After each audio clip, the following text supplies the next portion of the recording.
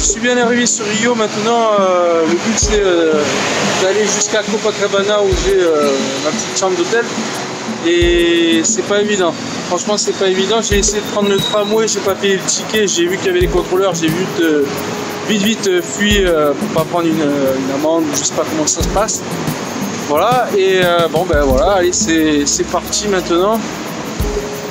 Par contre, ils parlent pas très bien anglais. Hein. C'est ce que j'ai pu constater jusqu'à présent. Voilà, donc je vais récupérer le matériel et je le ramène à l'hôtel à Rio.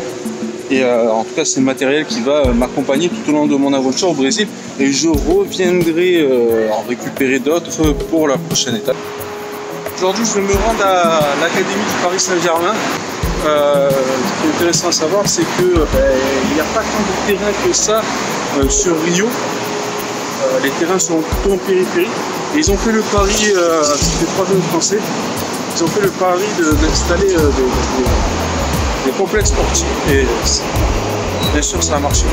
Je suis très content en tout cas parce que je viens d'avoir un rendez-vous à l'Académie du Paris Saint-Germain et c'est eux qui vont me mettre en place ou qui vont me mettre en relation avec les favelas de Rio. Alors c'est devant le Christ Rédempteur que je vous dis la suite de mon aventure au Brésil. Alors déjà à Rio, je n'ai pas prévu d'y rester si longtemps que ça, mais par le biais de contacts, j'ai eu la possibilité de pouvoir faire quelques interventions dans les favelas avec une association sur place, etc. Donc vraiment super, surtout qu'il faut faire quand même attention sur place. Et je vais enchaîner derrière sur Sao Paulo, voilà, et Curitiba où je serai accueilli par l'association Football de Rua, voilà, qui m'accueille bien gentiment. Alors je pense que ça va être un super mois, un beau mois avec une belle aventure et plein d'interventions et surtout un très beau pays pour l'instant. Alors j'ai trouvé, trouvé un faux français avec le maillot du Brésil. Il a pas honte, pour une fois qu'on gagne la Coupe du Monde en plus. Je me suis mis aux couleurs locales. Ouais, donc je suis super content, c'est que voilà, avec Ciné, il a permis de me mettre en contact avec les dirigeants d'une petite association donc cette association elle travaille dans les favelas, la fameuse favelas Rocinha qui est l'une des plus grandes favelas en fait, d'Amérique du Sud. Il y a près de 200 000 habitants là-dedans, donc on va aller la visiter un petit peu, mais il faut faire attention, donc c'est pour ça que je ne filmerai pas tout le temps et je serai vigilant quand même. Ce qui est marrant ici, c'est qu'on se déplace tous en moto. Voilà, ce sont les taxis locaux en moto. Par contre, on peut voir quand même qu'il y a une sécurité assez importante. Donc là, je suis avec les éducateurs de l'académie. On est en train de visiter les favelas. Ils veulent m'amener à un point de vue sur les favelas. Et donc du coup, on grimpe tout en haut, on passe chez les gens et tout. C'est quand même impressionnant. Alors là, on a grimpé tout en haut des favelas pour aller à l'arène. L'arène de la Vila Verde, qui est l'arène en fait du village vert. Et pourquoi? Parce que c'est une favelas qui est entourée de forêts et c'est magnifique et c'est tout en haut. Alors je vais vous montrer un petit peu les favelas du terrain. Donc là en bas, ce qu'on voit, c'est le complexe de là où je vais entraîner tout à l'heure cet après-midi. Ah bah ils sont déjà tous là. J'ai appris une chose assez importante quand même, c'est qu'ils sont une trentaine aujourd'hui à l'entraînement et je crois qu'ils n'ont jamais vu autant de ballons, de clous, de chasubles, etc. Ils n'ont pas de matériel. Et tu sais que c'est extrêmement compliqué, donc même s'ils ont un terrain qui a l'air assez sympathique, ils font avec le strict minimum et je trouve ça presque scandaleux dans le sens où il y a des favelas et des ballons ça coûte que dalle. Ouais, là aujourd'hui on n'a pas fait trop de séances analytiques, on va dire. C'était beaucoup plus vidéo, donc j'étais présent pour penser beaucoup plus les gardiens. C'était plus facile pour moi parce que j'étais isolé. que les joueurs, et donc du coup je pouvais essayer de parler tranquillement avec les gardiens, donc quelques petits conseils. Maintenant après les joueurs c'est différent, quand ils sont sur le bord de la touche je peux essayer de communiquer avec eux, mais bon, c'était un petit peu le défi de savoir comment je pouvais être intégré dans un club au Brésil sans parler le portugais. Et mine de rien en fait ça crée une certaine ambiance, dans le sens où il y a une ouverture d'esprit chez les jeunes, ils essaient de chercher 2-3 mots en français, en anglais, en espagnol, et ça se passe plutôt bien. Voilà, en tout cas, bon, j'ai mis des petits concours en place et j'étais un peu impressionné. Ouais, c'est pour toi. Thank you. Voilà, j'ai passé ma journée dans la fameuse favela de Racinha, qui est la plus grande d'Amérique du Sud. Et c'est très très bien passé avec le petit club local. À ce que je viens de comprendre, ils viennent de signer un partenariat, ou ils vont signer un partenariat avec Grêmio, un des clubs phares du Brésil. Et surtout, peut-être qu'ils vont pouvoir négocier un petit peu leurs conditions, parce que ils ont certes un complexe, mais vraiment aucun moyen d'équipement, de quoi que ce soit. Donc je peux vous dire que les ballons, les chasubles, les plots, ça fait des heureux, et quand ils ont vu ça, ils pensaient que je le prêtais. Sauf que je leur ai dit je le donnais. Alors là j'étais aux anges, donc bon, ça m'a fait plaisir parce que les coachs étaient contents, parce qu'ils savaient que derrière ils pourront mettre en place des séances pour les jeunes. Voilà, et les jeunes étaient contents d'avoir des ballons, plusieurs ballons. Donc voilà. Sur ce, je vous dis à très bientôt, et maintenant je vais à Sao Paulo, puis Curitiba et enfin Iguaçu.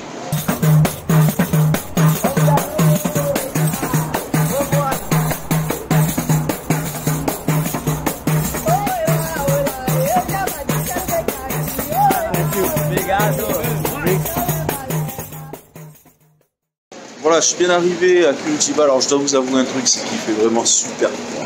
Je n'ai pas prévu ça et je suis en t-shirt. Voilà, là je vais me geler, je sens.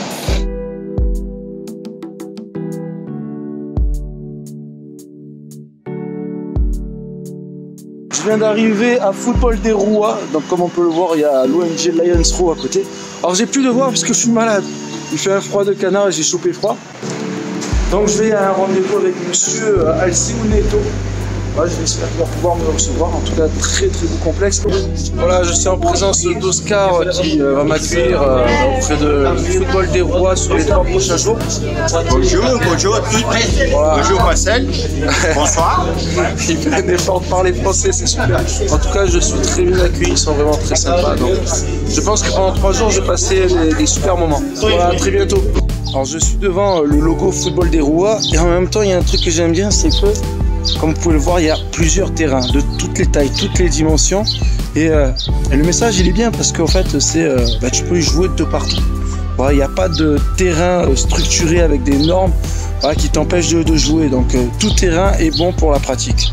Donc j'ai été présenté à tous les gamins. Voilà, ils sont tous présentés devant moi, ils ont tous dit leur prénom, je n'ai retenu aucun. Voilà, mais en tout cas, visiblement, je fais l'attraction, quoi. Le petit français qui débarque ici, voilà, on va essayer de s'adapter.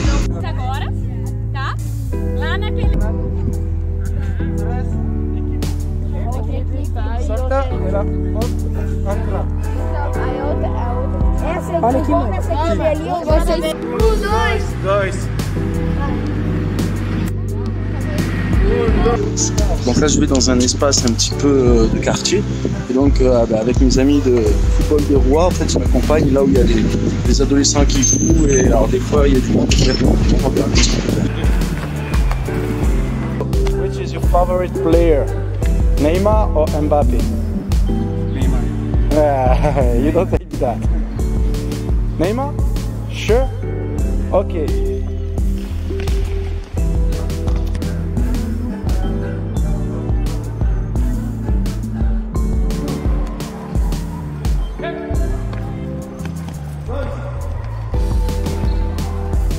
Voilà, c'est fini avec Football des Rois. Bon, c'était une super expérience, j'ai rencontré un petit peu tous les éducateurs sur toute la semaine. Et franchement, ça s'est très bien passé. Ça y est, mon aventure à Curitiba se termine, et donc là je prends le bus de nuit, donc il y a 11 heures de voyage pour aller à Foz do Iguaçu. Je vais passer une semaine avant de revenir sur Rio. Voilà, je vous dis à très bientôt. Alors aujourd'hui, je vais essayer aller dans un endroit qu'on m'a conseillé, donc Aldeia, c'est le village Guarani. Et apparemment il y a une école là-bas. Franchement je tente. D'ailleurs je vais même en Uber. Je crois que c'est la première fois qu'on me voit en Uber. Je sais même pas s'il va m'amener là-bas. Par contre je ne sais pas du tout comment je vais faire pour retour. Voilà, je préfère préciser. On verra bien.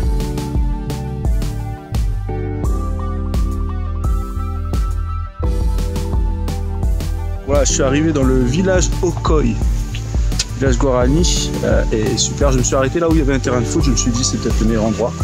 Et on va essayer de voir comment se faire intégrer un peu plus qu'avec le simple banc. Yes. Alors regarde, dans le village Okoi Guarani, on trouve du Griezmann, excellent.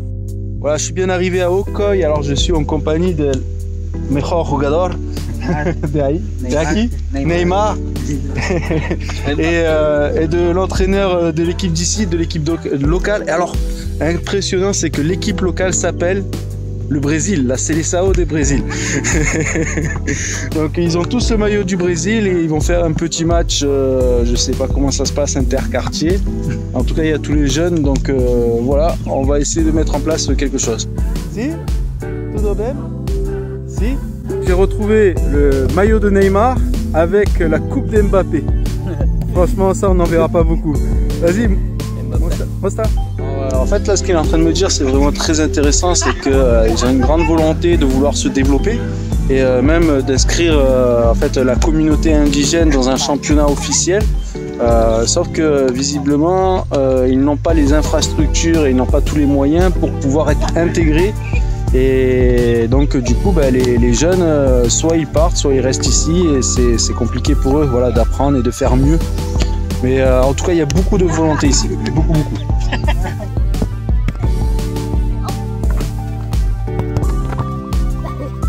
Alors apparemment ce soir je vais dormir ici. Donc la personne que j'ai vue qui est en fait l'entraîneur d'une des petites équipes locales, elle est aussi professeure, enfin du moins instituteur dans une école, dans l'école locale, et elle m'accueille chez elle, donc on verra très bien comment ça va se passer. J'ai la chance d'assister à une cérémonie Guarani, une tradition ancestrale.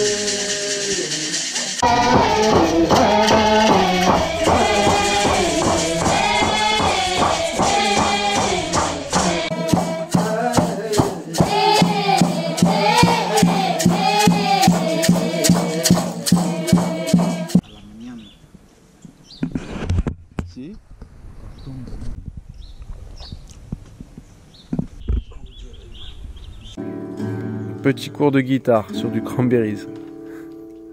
Alors il avait une guitare de l'école et du coup il voulait apprendre à jouer.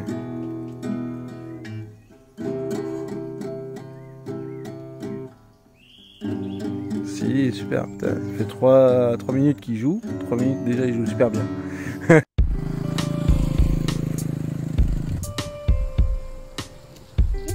Donc voilà, il y a le championnat Guarani local qui se fait. J'aurais jamais pensé venir à cet endroit et jamais pensé avoir autant d'équipes de football Guarani dans une communauté où il y a seulement 700 habitants.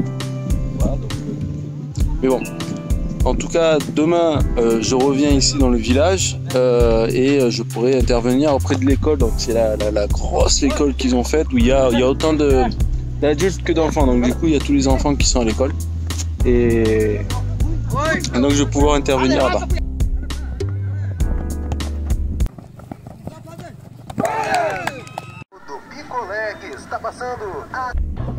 Ok, todo el mundo aquí.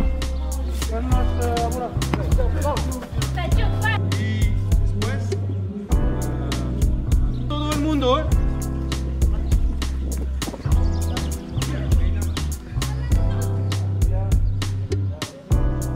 Matin c'était les grands, maintenant ce sera les petits cet après-midi et donc ils sont tous à l'heure. On va commencer l'entraînement.